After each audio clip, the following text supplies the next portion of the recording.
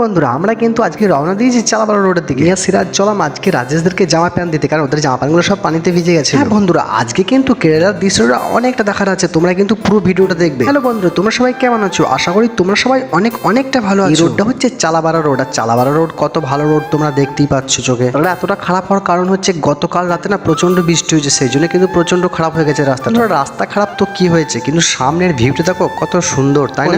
কেরালাতে কিন্তু সকালে উঠে একটা জিনিস দেখতে পাই, যখনই কিন্তু রোডে ধার দিয়ে যায় না তখন কিন্তু ময়ূর দেখতে পাই। সামনেকার গাড়িটা না আমাদের প্রচন্ড ডিস্টার্ব করছে, তখন থেকে কিন্তু সামনেকার গাড়িটা না আমাদের সাইড দিচ্ছে না। আমিও ভাই বাঙালি, ছেড়ে ছাড়ছি না, আমি কিন্তু পেছনে লাগি না, সেই হড়াং মারছি। আমরা একটু ব্যস্ত ছিলাম, কারণ আমাদের জন্য যারা দাঁড়িয়ে আছে না তারা কিন্তু খুব আমাদেরকে ফোন করছে, সেই জন্য কিন্তু আমরা খুবই ব্যস্ত ছিলাম। রাস্তা খারাপ, তারপর আবার দেখছি সামনে জ্যাম লেগে গেছে রাস্তাটাতে। আমরা কথা বলতে বলতে কিন্তু চলে এসেছি চালাপাড়া হাই স্কুলের কাছে। দেখতেই পাচ্ছ সেই গাড়িটা এখনো সাইড দিচ্ছে না, তখন থেকে হড়াং মারছি সাইড। হ্যাঁ, আমরা কিন্তু চালাপাড়া হাই স্কুলটা পেরিয়ে এসে কিন্তু ফুটবল গ্রাউন্ডের কাছে চলে এসেছি। যাই হোক, কোনো রকম করে কিন্তু গাড়িটাকে আমরা পেরোতে পেরেছি, গাড়িটা কিন্তু পেছনে পড়ে আছে, আমরা কিন্তু সামনে চলে এসেছি। বলতে বলতে কিন্তু সিরাজ আমাকে বলছে, কাকা তুমি গাড়ি কি হাত ছেড়ে চালাতে পারবে? আমি সিরাজকে বললাম, এটা তো আমার বাঁ হাতের খেললে, তুই দেখতে থাক, তুই ভিডিও করে, আমি ছাড়ছি। তাও বন্ধু কথা বলতে বলতে কিন্তু হাত ছেড়েই দিলাম। গত 6 বছর হয়ে গেলে গাড়িটা আমি চালাচ্ছি এক হাত, সেই জন্য কিন্তু পুরো হাতটা না সেটিং হয়ে গেছে। হ্যাঁ, আগে কিন্তু আমি অনেকটাই হাত ছেড়ে চালাতে পারতাম, ঠিক আছে, কিন্তু এখন না মানে টায়ারটা খারাপ হয়ে গেছে, তো সেই জন্য প্রচন্ড কাঁপে হ্যান্ডেলটা। বন্ধুরা হ্যাঁ, তোমাদের মাঝে আমার একটাই কথা, তোমরা কিন্তু আমার ভিডিওকে শেয়ার করো না, কমেন্ট করো। তোমাদের ভাবে বলছি প্লিজ তোমরা ভিডিওটি বেশি বেশি শেয়ার করবে। শেয়ার করার একটাই কারণ হচ্ছে কি, যে যারা কেরালাতে থাকে না, তারা বাড়িতে থাকে, তাদেরকে কিন্তু ভিডিওটা দেখার সুযোগ করে দাও। বাইরের দৃশ্য, কেরালার দৃশ্য কত সুন্দর, তাদেরকে একটু তো দেখতে হবে, তাই না? আমরা তো সবসময় দেখি, তোমরা তো দেখো ভিডিওতে, তো তোমরা যারা দেখো তারা কিন্তু একটু ভিডিওটা শেয়ার করে দিও। অনেকক্ষণ ভ্যাট বললাম, এবার কিন্তু আমরা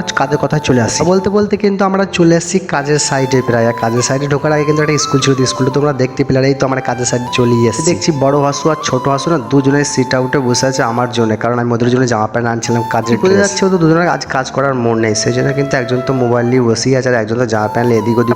9টা-10টা বেজে গেলে কিন্তু কারো কাজে মন লাগে না, তবে কি করা যাবে, কাজটা কিন্তু শেষ করতে হবে, কারণ শেষের দিকে হয়ে যাচ্ছে, এই জন্য কিন্তু অসুবিধা হয়ে যাচ্ছে। এদিকে ইঞ্জিনিয়ার ফোন করে দিয়ে আমাকে প্রচন্ড গরম দেখাচ্ছে, সেই জন্য আমি কি বললাম, তো যা হবে তাই কর, ছুটি করিস না, যতটা হবে ততটা কর, ঠিক আছে। সেই জন্য আমি কিন্তু আবার জামা প্যান্ট এনে দিলাম ওদেরকে। যাই হোক, বেশি কথা না বাড়িয়ে আজকের ব্লগটা এখানেই শেষ করলাম, নেক্সট ব্লগে আবার দেখা হবে। তোমরা সকলেই কিন্তু ভালো থেকো, সুস্থ থেকো, বাই, টাটা।